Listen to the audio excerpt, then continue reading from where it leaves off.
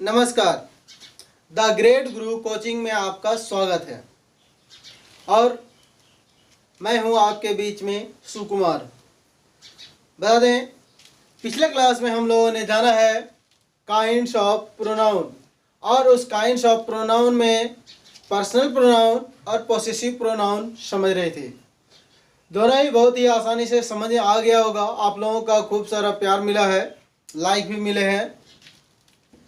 तो अब आगे के वीडियो में हम लोग आज के वीडियो में जानेंगे काइंड्स ऑफ प्रोनाउन और इसमें हम लोग जानेंगे रिफ्लेक्सिव प्रोनाउन और डेमोन्स्ट्रेटिव प्रोनाउन। हो सकता है और भी टाइम बचे तो आगे भी जानेंगे, ठीक है। और बता दें कि इस क्लास का नाम मीन्स जो हम लोग इंग्लिश पढ़ रहे हैं तो मैंने आप लोगों को पहले ही बताया है, इजी इंग्लिश नाम दिया है। उम्मीद करते हैं आप लोगों को बहुत ही इजी तरीके से यह समझ में आ रही होगी और हम इजीली ग्रामर को पढ़ा रहे हैं। आज के क्लास में हम लोग चलते हैं kinds of pronoun. Third number यह आपके पास रिफ्लेक्सिव प्रोनाउन। बता दें रिफ्लेक्सिव प्रोनाउन होता क्या है। यह आपके पास ऐसे वर्ड्स इसमें आते हैं जिससे यह पता चलता है कि जो भी हम वर्क कर रहे हैं उसका इफेक्ट खुद पर पड़ रहा है और यानी कि वो उस वर्क को करने के लिए हम अपने ऊपर जोड़ रहे हैं, यानी कि खुद पर कर रहे हैं। जैसे देखिए इसमें ऐसे वर्ड्स आते हैं। कौन कौन से वर्ड्स आते हैं, अपने से शुरू करते हैं। तो शुरू होता है माई सेल्फ, इसके बाद आपसे तो योर सेल्फ, आगे आपके पास हिज के लिए हिम सेल्फ, आगे हर सेल्फ। मीन्स जो भी हमारे पास बात करेंगे तो यहां पर खुद उसी के ऊपर पड़ रहा है, इट सेल्फ। ये तो हमारे पास जितने भी बात थे अब तक सिंगुलर में आए। अब प्लूरल में यहां पर आपके पास दे आ जाता है तो दे से हो जाता है देम सेल्फ। लेकिन देम सेल्फ नहीं होगा। क्यों नहीं होगा बताते हैं कि इट सेल्फ। इधर जो भी हमारे पास प्रोनाउंस में वर्ड हो रहे थे वो सिंगुलर की बात थी तो वहां पर सेल्फ लग रहे थे और यहाँ पर देम जो है प्लूरल है तो यहाँ पर सेल्फ ना हो करके हो जाता है देम सेल्व्स, VS लग जाता है। ठीक इसी तरह से आवर से होता है आवर सेल्व्स। तो बता दें कि यही हमारे पास वर्ड्स हैं जो रिफ्लेक्सिव प्रोनाउंस में आते हैं, ठीक है। चलिए जैसे कि हम बात करते हैं this work is done by my self. इसका मतलब हुआ कि यह काम मैंने खुद किया है। समझे बात।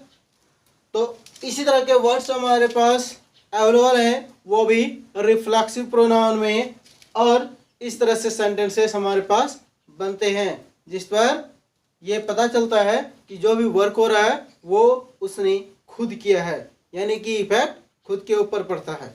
ठीक, इजी इंग्लिश क्लास में हमको प्रोनाउंस में ये समझना है, ज़्यादा डिटेल्स की बात नहीं है। अब आगे हम लोग बढ़ते हैं नेक्स्ट। अब क्या फोर्थ नंबर हो जाएगा डेमोन्स्ट्रेटिव प्रोनाउन। चलिए डेमोन्स्ट्रेटिव प्रोनाउन में क्या होता है, संकेतवाचक की बात होती है, मतलब संकेत देते हैं। ये बहुत ही आसान बात है। इसमें आप दिस, दैट, दीज और दोज, जनरली ये 4 वर्ड्स की ही बात करते हैं। समझ आए बात। देखिए आगे हम लोग चलते हैं, यहां देखते हैं दिस इज अ बुक। ये दिस इज अ बुक में आपके पास दिस क्या हुआ, डेमोन्स्ट्रेटिव प्रोनाउन हुआ। दिस हम क्या करते हैं, उंगली दिखा करके दिखाते हैं, this is a book.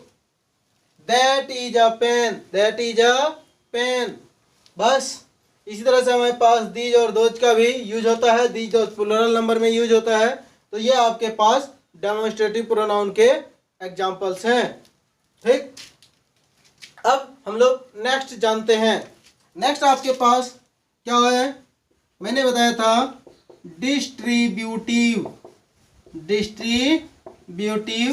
Pronoun. देखिए डिस्ट्रीब्यूटिव प्रोनाउन में आपके पास वर्ड से पता चला डिस्ट्रीब्यूट से हुआ है डिस्ट्रीब्यूटिव। तो डिस्ट्रीब्यूट का मतलब क्या हुआ, हिस्सेदारी करना।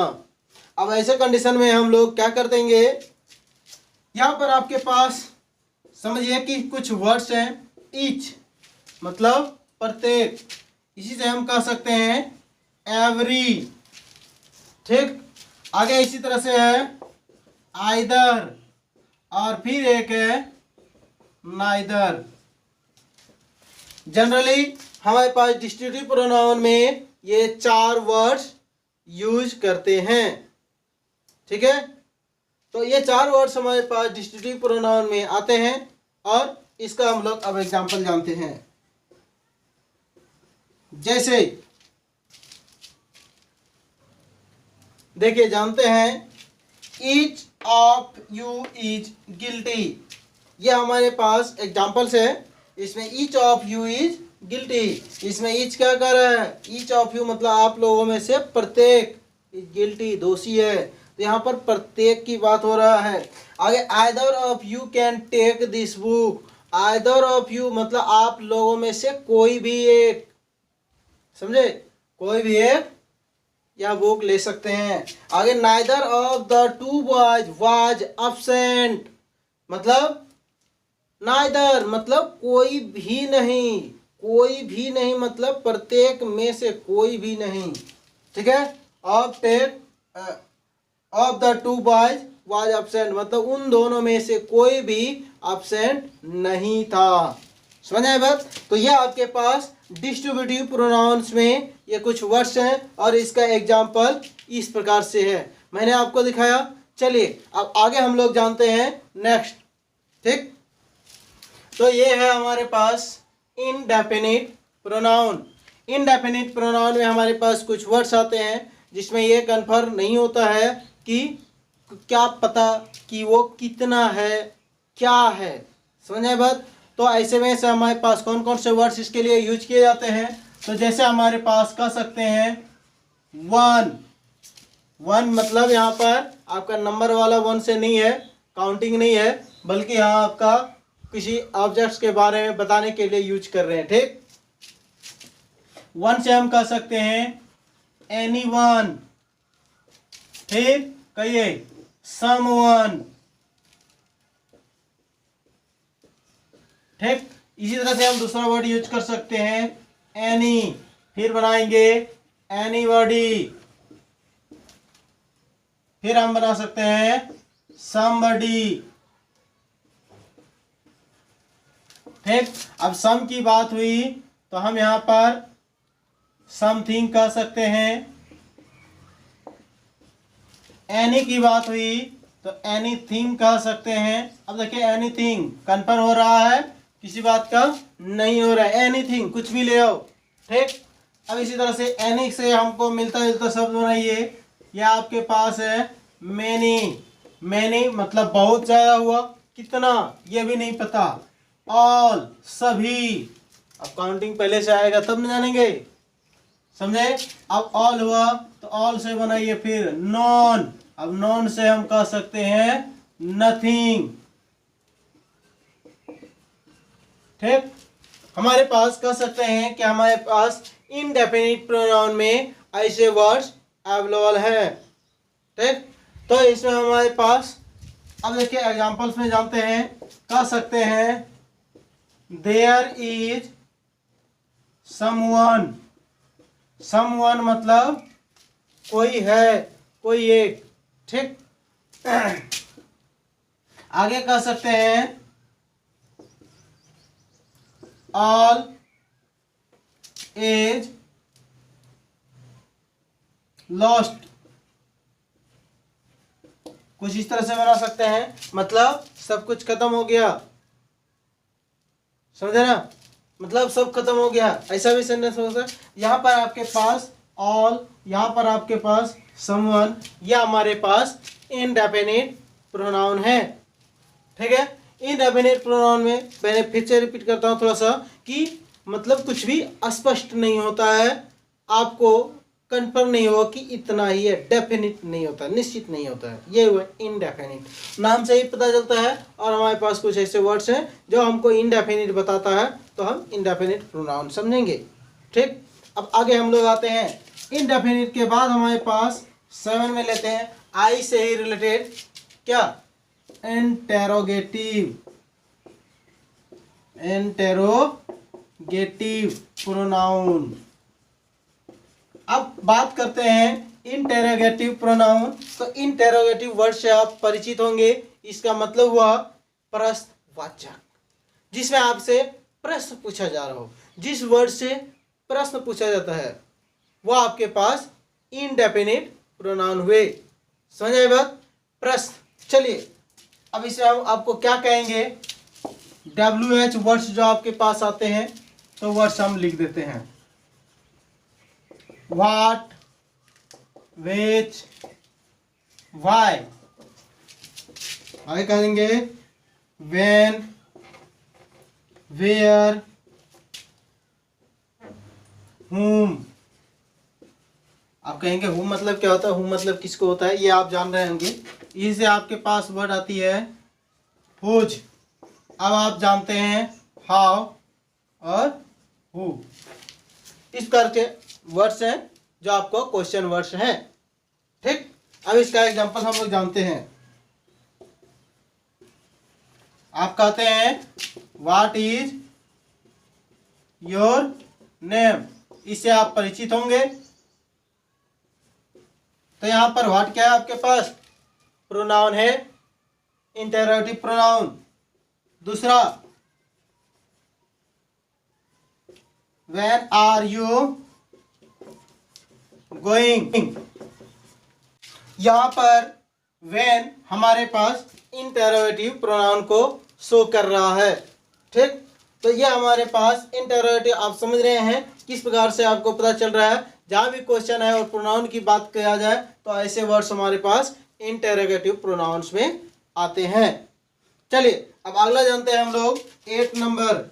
ये आपके पास लास्ट में क्या है, रिलेटिव। प्रश्न पूछ लिए, अब हम लोग पहचानेंगे कि रिलेटिव क्या है। रिलेटिव प्रोनाउन, अभी हमारे पास रिलेटिव प्रोनाउन रिलेशन शो करते हैं। बता दें कि इसमें भी आपको ज़्यादा सोचने की बात ही नहीं है, ये वही वर्ड्स हैं जो आपके पास इंटेरोगेटिव प्रोनाउंस में यूज हो रहे थे, लेकिन इसका संबंध थोड़ा चेंज हो गया। यहाँ पर आपके पास क्वेश्चन पूछ रहे थे और उसी वर्ड से अब यहाँ पर रिलेशन दिखाएंगे। अब रिलेशन जब हमारे पास दिखाएंगे तो हमको पता चल जाएगा कि ये रिलेटिव प्रोनाउंस क्या होते हैं। चलिए हम लोग पहले जानते हैं कि ये रिलेटिव प्रोनाउंस में क्या है, इंट्रोगेटिव प्रोनाउंस के ही वर्ड्स हैं जो जनरली यूज होते हैं। वैसे वर्ड्स का हम बात करते हैं, ये जनरली यूज होते हैं व्हाट, व्हिच, कभी कभी आपके पास दैट भी यूज हो जाते हैं। आगे फिर कहते हैं हु। ठीक, फिर बात होती है व्हेन। जनरली हमारे पास यही यहां पर यूज होते हैं। कुछ वर्ड्स और भी अवेलेबल हैं, जैसे आपके पास वेयर है, हुम है, हुज है, हाउ। ये कहा जाए तो टोटली सारे वर्ड्स जो कि इंट्रोगेटिव के हैं वो आपके पास रिलेटिव प्रोनाउंस में यूज होते हैं। सेंटेंस बताता है कहां पर यूज करना है। समझ आए बात? चलिए हम समझते हैं कि कौन सा है। एग्जांपल से जैसे हम यहां पर कह सकते हैं this is the pen that you gave me. अब यहां पर क्या कहेंगे, दिस इज द पेन, यहां वर्ड है दैट। मतलब यह वही पेन है जो आपने मुझे दिया। समझे बात? यह वही पेन है जो आपने मुझे दिया। यहां पर क्या है? रिलेशन शो कर रहा है। एक तरह से समझते हैं, यदि आप कभी सुनेंगे कनेक्टर्स, तो कुछ वही वर्ड्स यहां पर भी यूज हो रहे हैं।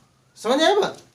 बस दूसरा आप देख सकते हैं, यहां पर है this is the boy whom all praise। यहां पर क्या है आपके पास? देखिए आ गया ना, उसमें मैंने लिखा नहीं। ठीक है, इसका कहना मतलब है ये लोग वही बॉयज हैं, मतलब यह वही लड़का है whom all praise, जिस पर सभी को गर्व है। गर्व है, समझ रहे हैं? मतलब आप क्या कहेंगे? जिस पर सबको नाज होता है, खुशी होती है, यह वही लड़का है। तो ये थे आपके पास प्रोनाउंस, और ये मैंने सारे प्रोनाउंस इजीली समझा दिए हैं। उम्मीद करते हैं आपको यह वीडियो अच्छा लगा होगा। आप लाइक करेंगे, शेयर करेंगे और अपना कमेंट डालेंगे। ठीक है, इन्हीं के साथ जय हिंद, थैंक यू।